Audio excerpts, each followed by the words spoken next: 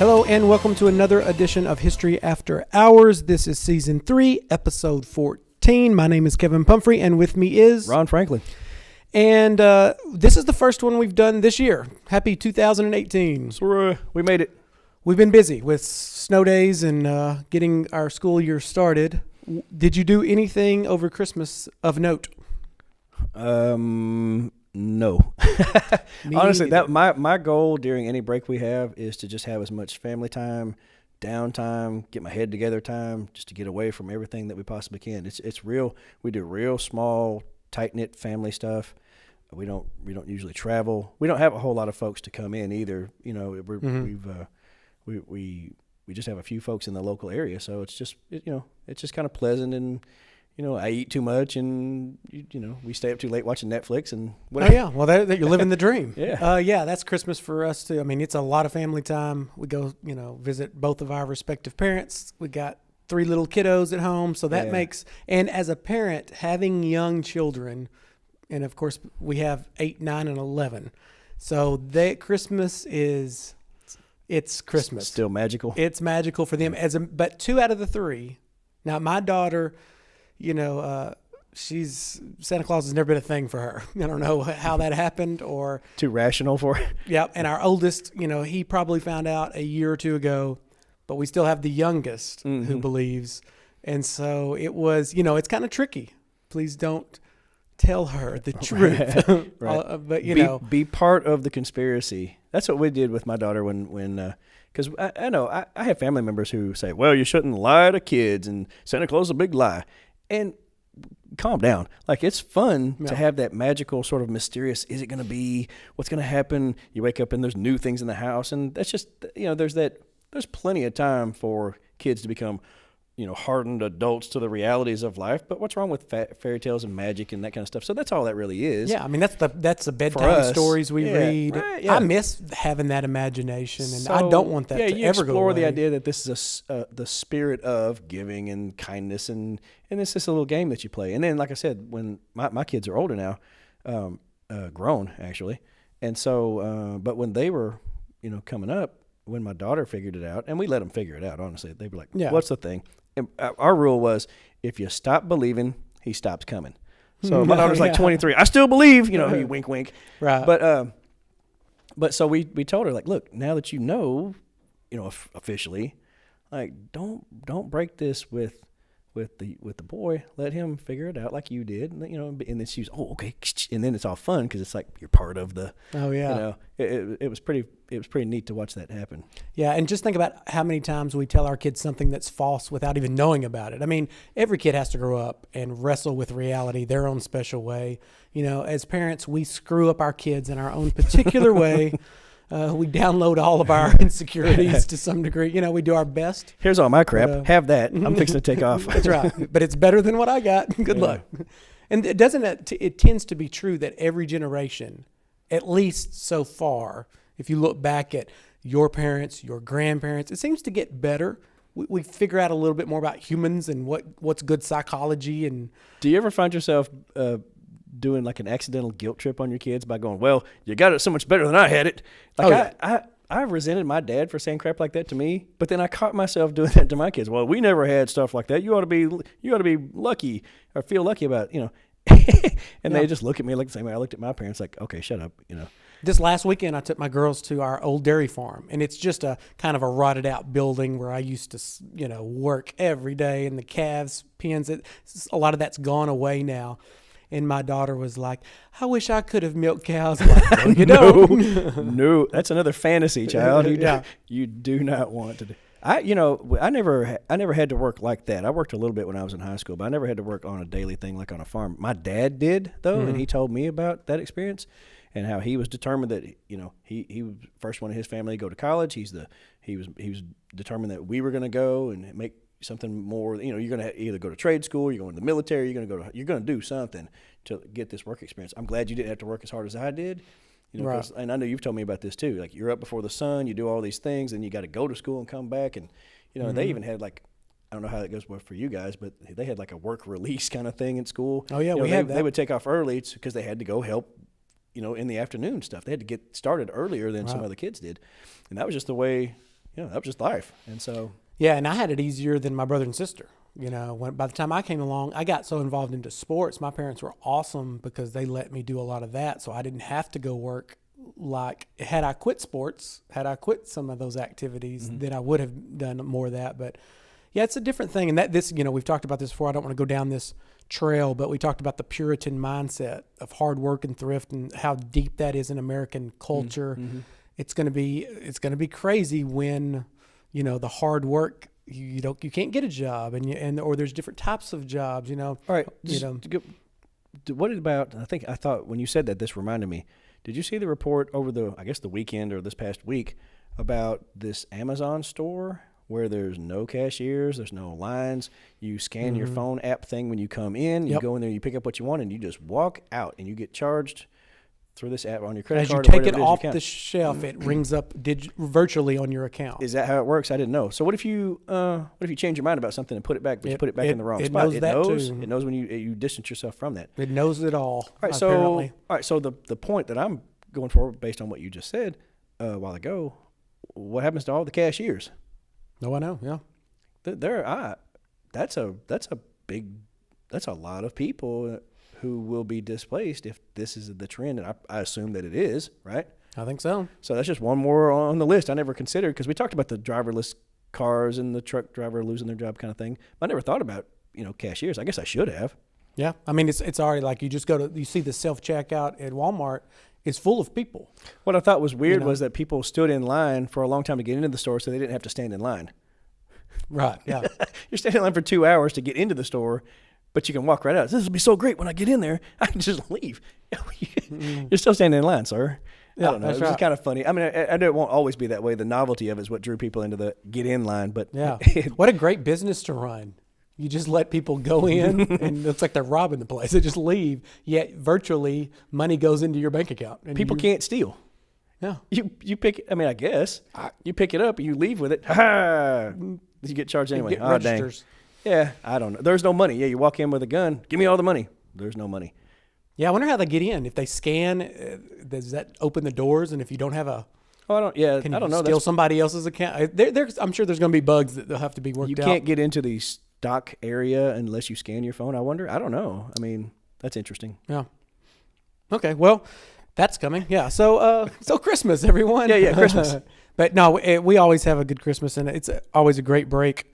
But it's nice to be back. All right. So here's staying on the Christmas thing. When you were a kid, did it snow on Christmas or Christmas season? Because it seems like when I was a kid, it did. It seemed like it snowed a little more towards Christmas than it does now. It seems like when I was a kid, it snowed more here just in general.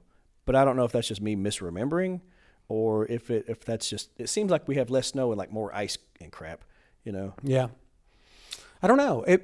I would have to look at statistics on, I don't know. It does seem like there's less snow because now it's more important because I have kids that want to play in it. Right. And it seems like they don't play in snow as much as I did. Mm-hmm. And we do have a lot of ice and sleet mainly, and that's miserable. It's not enough to make things out of, My wife grew up in Pittsburgh for a lot of her formative years. Real snow. She would talk about they could tunnel and make igloos, and I never saw snow like that. I mean, barely enough to close school, if I remember right. Yeah, few times. There's just been a few times in my childhood that it snowed where you could make a snowman. But that's okay, too, now that I'm an adult. Oh, yeah. Like when I was a kid, I'm like, man, snow would be awesome. But now I think about all the things that go wrong when it snows and all the hassles, like, you can't get to work or you can't get to the store, or you got to do this, or the power might go out, and I don't know. Yeah. It seems like a bigger hassle than it's worth, and that's part of the reason why I still live in the South. I see these miserable guys up in the North that are, snow plows and it's piled up against their doors, and you open the door and you can't see out because it's just white. I'm like, how do you live there? I think that's why most funny people come from the Northeast, because dealing the weather with the will kill hard you. tragedies, So you got to find a way to deal with it. Yeah, like in Boston and places like that. Like you could get caught out in the weather and you could die. Like here, we don't think, if I get stranded on the side of the road, I'll survive. But in some places you can't. You stay in the car and just hope somebody comes along. Yeah, I couldn't live in places like, I see these poor people who live in blizzard zones, and I just don't know how you deal with that. I really don't. Yeah. Of course, I guess that it's just if you've grown up that way, you don't think much about it. But as we live in the middle of Tornado Alley. Well, right, yeah. Okay, well, point. Because I live very close to I-30. And that's where they roll up. They roll down the interstate right there, and so I thought, man, these crazy people that live in earthquakes and hurricanes, and here I'm dodging tornadoes every You ever been in a tornado? Just curious. Yes, I've been in one. As a kid, we had a storm cellar at my grandparents' house, and I remember being ushered into there, and it was a real deal tornado that went overhead. But we were in a actual storm cellar, so it wasn't that big of a deal. But as far as being in the house, I don't know that I have. We grew up. Well, I've lived here in Hot Springs, but we for a time lived in Tulsa, Oklahoma, and that's right in the middle of all that jazz too. And so that's the only big storms I've been in really were there. And if you see one, there's this weird moment where you know you should run. Yeah. But you kind of get stuck by the awesomeness of what you're seeing, and then it catches back up, and then you keep on going. Yeah, we were actually camping one year, and the big storms popped up, and I remember we hid under the concrete picnic tables while things were crashing around us. Wow, dude, it was, and like I said, I saw that one form. Like we saw it drop out of the clouds and land, from us, and that was freaking scary. Yeah, I teach American history, and we talk about the pioneers moving into the Great Plains. This is the 1840s, 50s, 60s, Gilded Age time as well. And there's a letter that people write, they'd write back to their relatives on the East Coast. And one guy, because there's no trees, there's hardly any water, they live in these mud huts. Right, they wrote back and said, "You don't know what a storm is, only playthings," because he had seen a tornado for the first time. And that must be miraculous when you see one. Oh, yeah. The power, especially when you have no real shelter and you're in there with the gophers. What do you do? Hey, get low. You got to get low. Okay, well. Yeah. So again, Christmas, hey. But we're back now. We're pushing through another season. And by the way, before everybody leaves us, I should have mentioned this earlier. We're having our first traveling podcast. Yes, sir. At Collective Coffee on Central and Hot Springs next Thursday, which would be February 1st from 5 p.m. to 7 p.m. We're going to do this in front of kids. We're going to do some live acoustic music, and we'll do some Q&A at the end. So if you are listening to my voice and are in the area, and it's before February 1st, show up. We'll have a good time. Yeah, I went down and met these folks the other day, a guy named Kevin, his wife Agnes, and they are super nice. They've got a really cool setup down there, so we're hoping to, we want to thank them for allowing us this opportunity, but also, maybe give them a little shout out for some business too, because they're really awesome. They got a nice setup down there. Yeah, I hope we bring some students. I'm going to start talking about it in my class, and if we get some people down there and buy some coffee and have a good time, that'll be fun to have a traveling podcast. Yeah. We're like the Wilburys. What's the Wilburys? Traveling Wilbury. I can't even say it. Traveling Wilburys. That group with it was like Dylan and George Harrison gotcha. And Tom Petty. This was yeah. back in like 80s or 90s, I guess. Late 80s, early 90s. Yeah, that's interesting. And also, we might do this if we can figure out a way to get this to Europe with us. Recording equipment. That's going to be fun. We might want to do one live from Europe. So we're going to be in Italy during spring break, so that'll be awesome. We won't do it in Italian. We'll just be in Italy. Correct. I will not be speaking any Italian. Maybe ciao bella, some local phrases. Okay, well, let's talk a little bit about all the craziness that has occurred. First of all, if you are listening to this is January 24th. Yes. 2018. And we just got out of a 3-day government shutdown. Yeah. Or something. Is it ever a good idea to shut the government down? Really? I don't know. It's kind of a scary thing. Government shutdown. What does that mean? Sounds foreboding. I had a lot of students email me that night and was like, what does this mean? Right. Because if you just hear that and you don't know anything about that, how is it possible? And so for those of you that don't know, government shutdown, it's basically where we don't have a budget approved to fund all the different programs that the federal government has to fund. Currently, there is a big rift between the Democrats and the Republicans and Trump, and who knows how it all works out. What is your take on this shutdown specifically? I've got different things going on in my head about this one.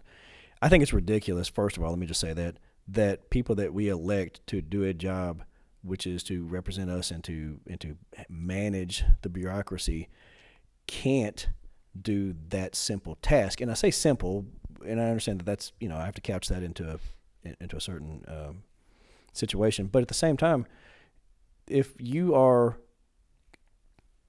doing your job appropriately, then you are looking out for the best interests of all the American people instead of just certain American people or certain interest groups or whatever.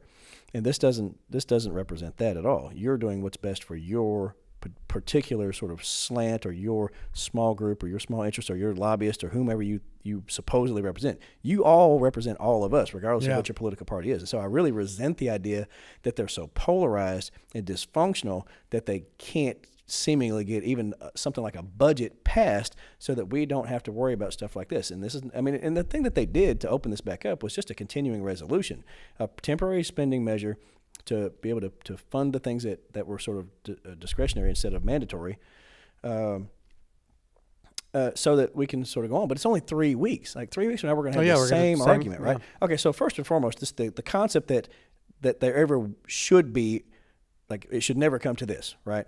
Right. Find a way to get past whatever nonsense you've got going on so that you can continue to perform your task. Obviously, that's not happening. It's not the first time. It probably won't be the last time that we see this go on. But this particular one is about what the government's going to be using as discretionary spending, and it's the Democrats dug their heels in on the DACA platform. What are we going to do about the Dreamers? And there's been promising legislation on this for a long time on both sides. And nothing's come through. The deadline is fast approaching when DACA kids will start being rounded up and sent out of this country. March 5th is I think 4th or 5th is when that's going to start taking place or could start taking place. Mm-hmm. Trump is very much digging in on his idea about paying for the border wall. And so if you disagree on those things, which are really not truly budgetary type issues, you can pass other legislation to get those things done. But what they've done is they've become so polarized that in their regular legislative process, nothing's happening. So everybody takes a stand here in a go for broke kind of moment to try to gain some political capital and to tear down the other side. It's not beneficial to anybody here in the country. They are doing this game because they don't know what else to do, apparently. Yeah. And I think it's asinine, and it's a waste of all of our resources, and it hurts families who really are waiting on the funding measures to take place. For example, military families who are not going to get paid until the Congress gets the budget passed. And non-essential government employees might be forced to stay home without pay. Mm-hmm. I saw a thing the other day. They were like, well, it's cost us several $1 million in this shutdown. And I was like, how could that be when they're not spending any money in these areas? And it's not like they have to make it up. Now, the military people are going to get paid. It may just be delayed during a shutdown. Let's go ahead and clarify that. But at the same time, I got bills to pay. Let's say I'm in the military. I'm depending week to week on a lot of these paychecks. We're not making, we're not getting rich because we're in the military, probably. And so any delay in payment, or let's say that we shut down the commissaries, where you get a break on your products that you're buying, 30% or something like that, and now you have to take whatever money you have and you go spend it at a regular retail store, and they're losing money that way too, right?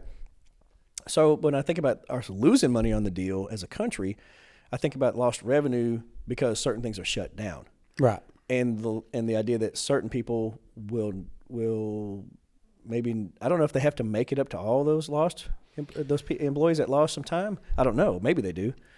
My brother is a government employee for the federal government at the Arsenal, Pine Bluff Arsenal, and he did get made up when it shut down in 2013, I think, when the government shut down. Yeah.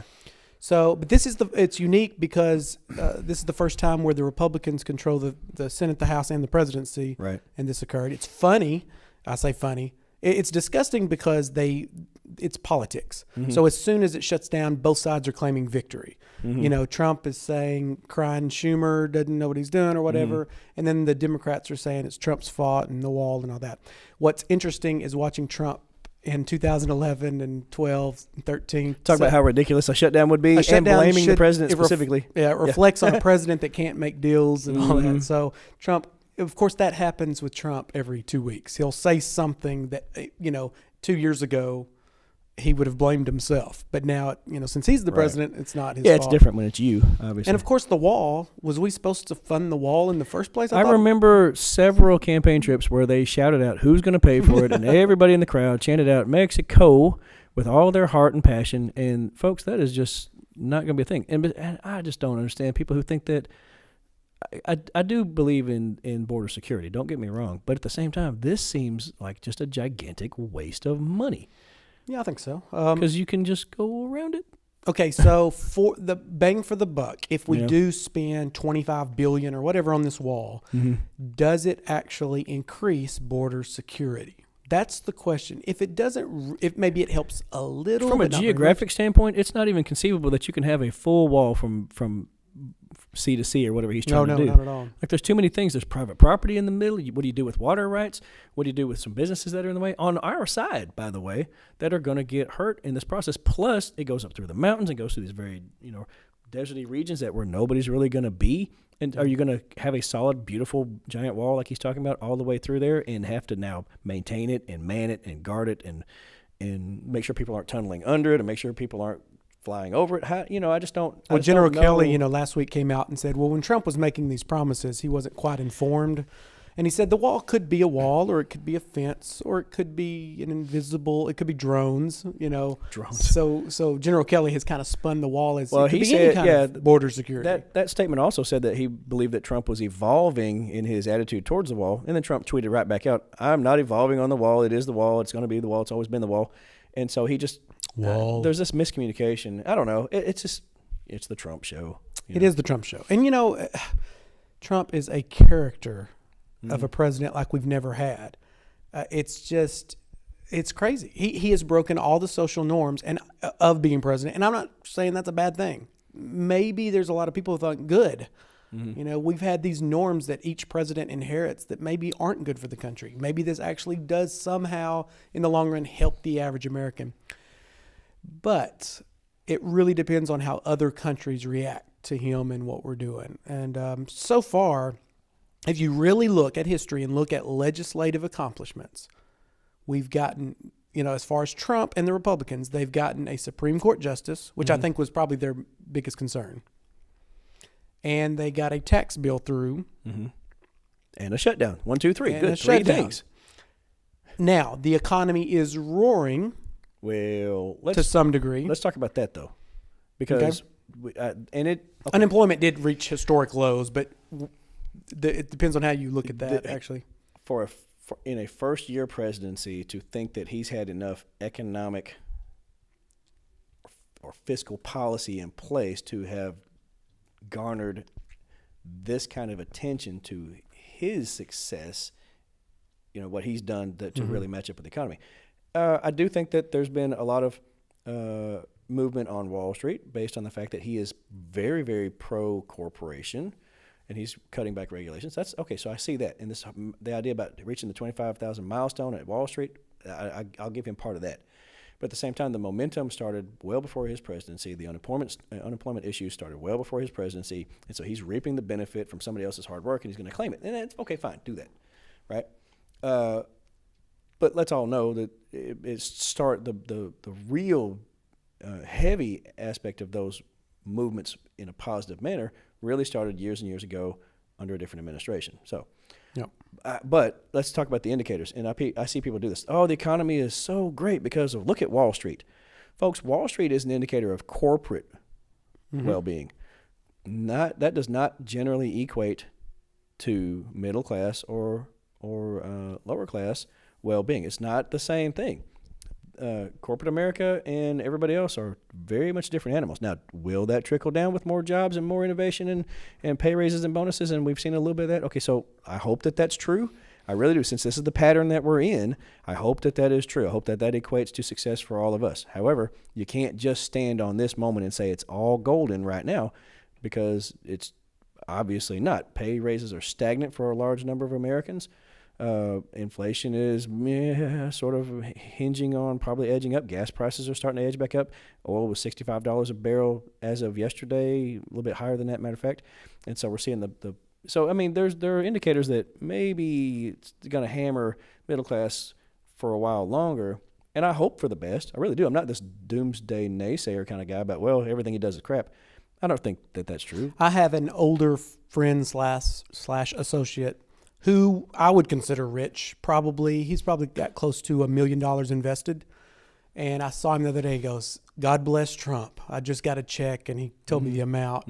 And so he's very happy. Yeah. Because he thinks, but once again, how many Americans are really invested in the stock? True. So yeah, for your average American, I mean, like me and you, we go to work, we get our check. It's the same as it was last year. Yeah. I don't have any capital gains to claim.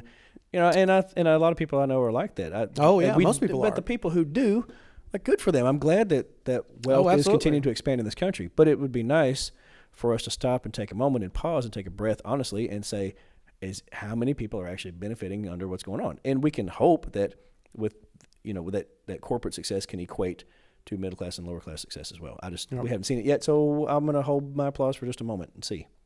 So another thing that's kind of in the news is it's been floated recently that the Mueller investigation is going to request a Trump interview.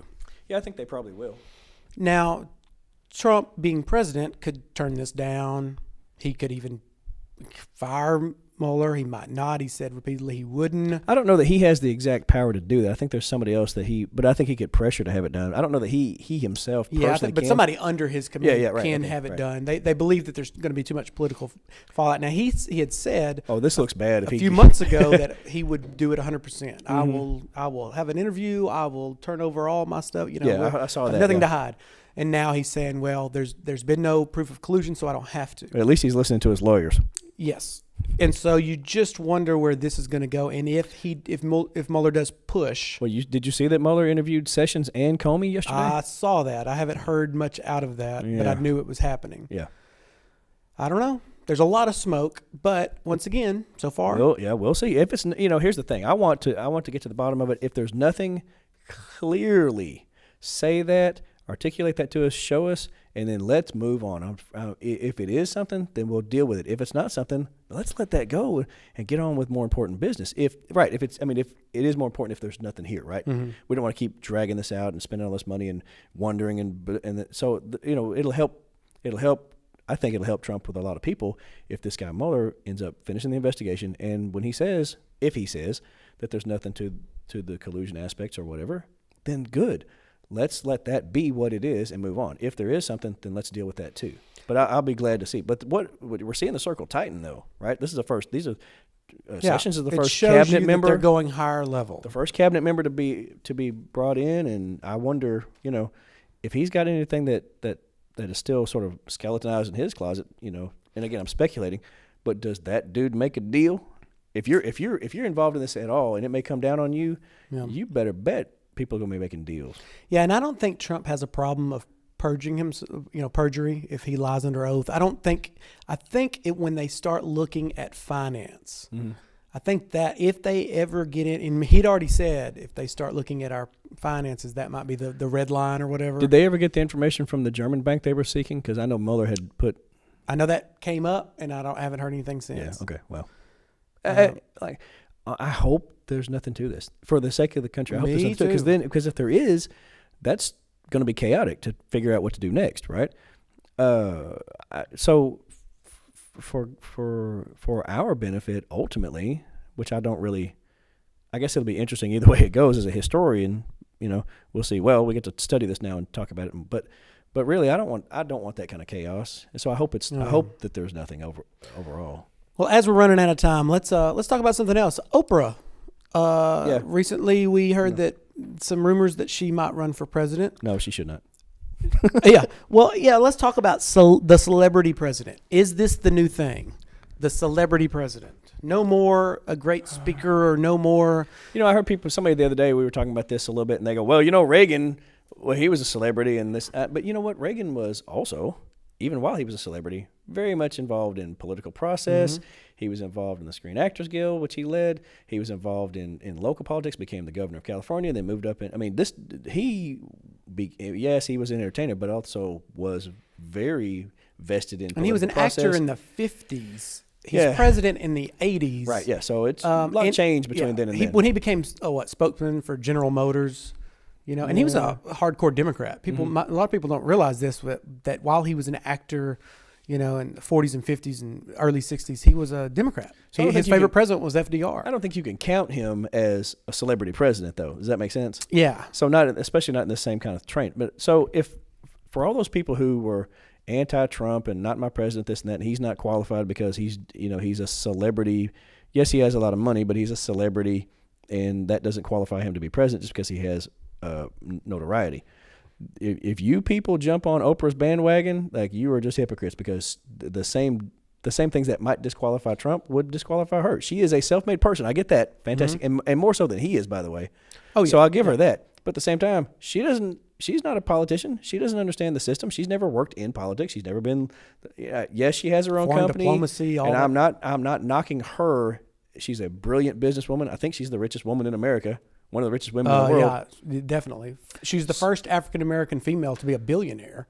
Oh, yeah. Through her companies and so, Harpo. Like I said, that's impressive, but it's still the same thing. You're a celebrity billionaire. That does not qualify you to be president. So now, if she wanted to go off and get some other experience, then I'd be much more comfortable with that. But again, like I said, these bandwagon people, Oprah would be for president. I just don't know, man. Like, you're walking a tightrope. Yeah, and it's not Oprah. It's any celebrity. Yeah, right. I just don't. I want someone. Same thing with Tom Hanks.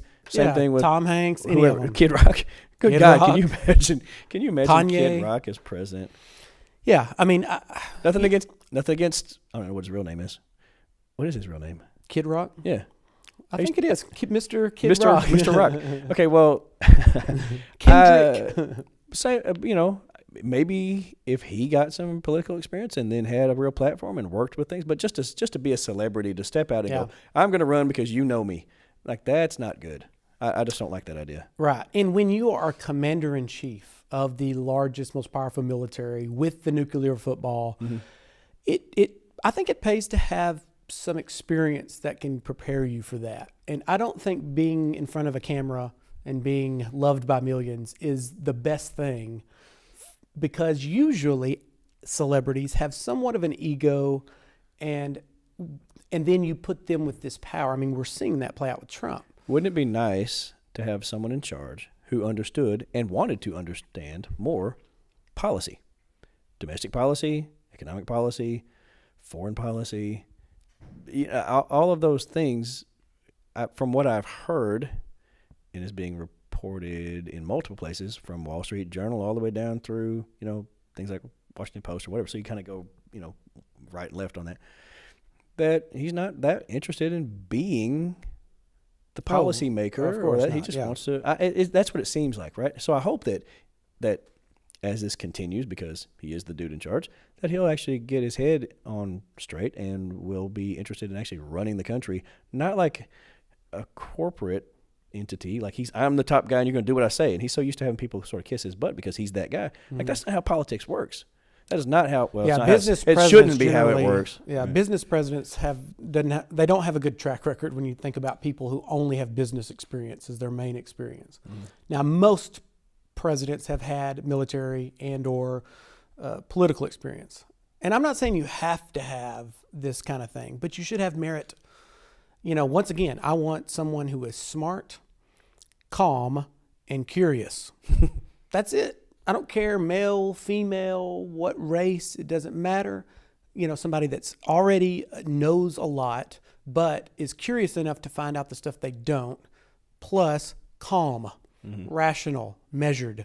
I think Obama was a very measured person. I didn't agree with everything that occurred with him. I think he made some very bad decisions. I think there were some good things that occurred. But the thing that has always scared me about Trump was his ego and his craziness. Did you see, just speaking about sort of, I don't know if it's ego or if it's just sort of people finally getting into his ear. He spent a lot of time on the campaign trail talking about how bad the Iran deal was, the nuclear, right? And I'm not going to sign it. We're not going to get into it. There's a lot of speculation and actually trepidation about the fact that he might pull us out of that agreement and try to end it, even though we can't, because it was like a 6 or 7 nation agreement. Like, we can't just end that. We can't scrap it. Right. but we could sort of try to impose some more sanctions on them or whatever. Well, since the time was coming up to renew this thing, it has to be renewed every year, or I guess every year. And he's like, I'm not going to renew it. And a lot of people were twisted about that. Well, last week he's like, yeah, well, we're going to renew it one last time. So at least we have that we don't have to worry about for another bit. And so I don't know if that was just somebody finally said, look, it's going to be, in the long run, this is the best plan. I don't know. But I don't know how. But how do you square that then with people who said, is it because he was like, I'm still tough because it's one last time? Is that how he sort of made that okay with people who he promised that Maybe. to? But I mean, how many times has Trump said one thing and done another and then went back again? I mean, that cabinet meeting that they did live is the perfect example of somebody who's just, he doesn't know what he's saying. And, you know, a typical live, and I've said this before, cabinet meeting that was on TV, that Trump wanted to be on TV. Right. Generally speaking, I heard several people that in the Obama administration, the Bush administration, the president remains pretty silent. Then he hears all sides. He doesn't make a final decision there. He takes that all into consideration, and then he comes back later with a decision. They don't, normally presidents in that sort of situation don't talk much. They don't talk much. They just listen to the different opinions in the room. Trump reacted to every opinion in real time. Yeah. And would say, no, I agree with that. What do you think? And then they would say something completely different. Well, I think that's what she's saying. And I think that's what we're going to try to do. And no, I don't think we should do that. And then later in Twitter, he slammed someone that was in the room that he was agreeing with. It's like, he's just such a reflexive personality. And that's what, once again, that's one thing that scares me. I want somebody calm, measured, not reflexive. Mm-hmm. But that is the situation we're in. We'll see where it goes. Okay, that wraps up another edition. Make sure and join us if you can at Collective Coffee on February 1st from 5 p.m. to 7 p.m. We're going to have a live podcast, like I said, acoustic music and all that. But that wraps up Season 3, Episode 14. We will see you later. Goodbye.